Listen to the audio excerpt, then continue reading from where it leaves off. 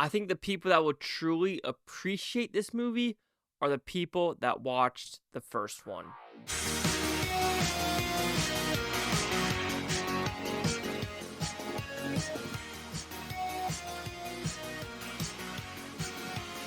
Chase Liaki here with the Blue Futon reviewing Winnie-the-Pooh, Blood and Honey 2. What's about? Pretty simple premise. This takes place, I want to say, about 9 months to a year from the first one, where Christopher Robin, he's like, I didn't do it. I didn't kill the things. Pooh's in the forest, Tigger's in the forest, Piglet's in the forest, and they're the ones that killed all the people. But some of the town folk are like, nah, we don't believe you. There's no way there's these random creatures in the woods. But you know what? They're going to come out and play because they need to kill to get revenge and also get stronger. But this one expands on the lore of the first one, because the first one was no shit, girls in the woods or girls in a log cabin and they were getting slaughtered. No story, just a straight up slasher with nothing given to the audience. This one, the director took the criticism, said we have more money, we can make a better script, better gore, better masks, better acting, just better overall, and let's try to make a pretty competent movie, because what they're trying to do is make a POOHNIVERSE, which is like Bambi, Pinocchio, Sleeping Beauty, just to name a few, and he succeeds through in and throughout. Because going into this one, was I nervous? Yes, because the first one, yes, it was cheesy, you could call it fun, but the overall acting in the first one really ruined the movie for me. This one, we focus more on Christopher Robin. We focus more on his past of like what happened to his brother and the twists and turns that occur. Yes, are these twists and turns very simplistic and very noticeable and not shocking? Absolutely. But what they decided to do to kind of like, because everyone was making fun of the original, saying the masks are shit and it's literally people in masks. And that was the, the negative Nancy of the room. Yes, I kind of like the honey in the original one, but the original one was no shit. That's not Pooh. That's not Piglet. That's just a random dude in a mask. Here, they explain why they kind of look like that and expanding and improving the masks. And you go, okay, I like what you did there. I like you exploring what we're about to figure out in 2025. Because if this is looking like what it's going to be, 2025 is going to be a bonkers ass year with this Poohniverse.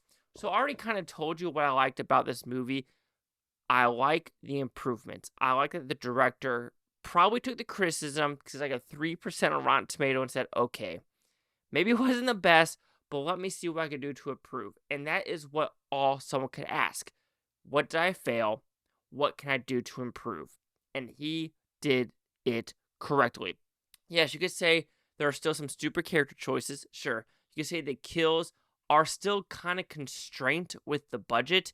You can tell this is still low budget. That's fine. And a lot of decapitations, a lot of arms coming off, a lot of bones breaking. Not a lot of creative kills, which with this story, am I looking for creative kills?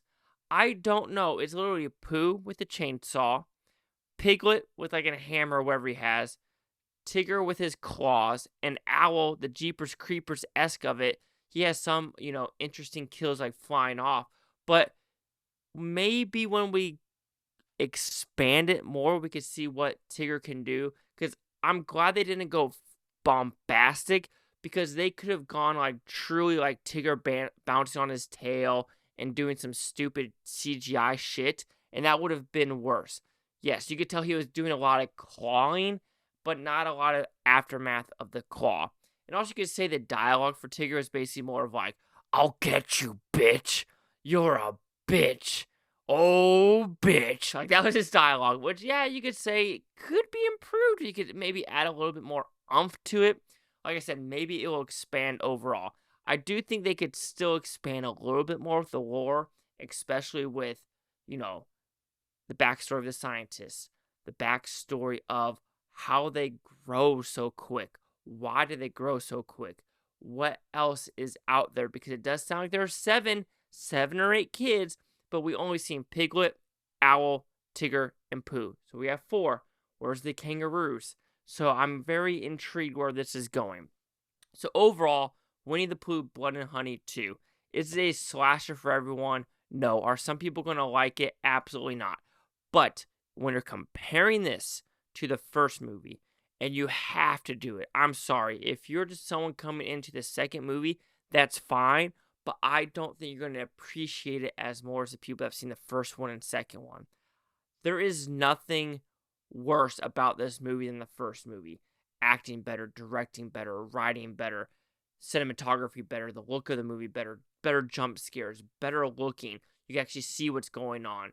It's just an overall better film. And with that, I think if you like the first one, you are going to say, damn, I think I'm ready to take that step into the Poohniverse. So Winnie-the-Pooh 2, Blood and Honey, will receive a 3 out of 5 Futons, which equals that 60%. So see the critics and user scores gave this one. So critics a 50% with 26 of them. Audience score 81% with over 500, no critic consensus. But like I said, the original one had a 3%. When you're going from a 3% to a 50% with the critics, that's pretty damn good.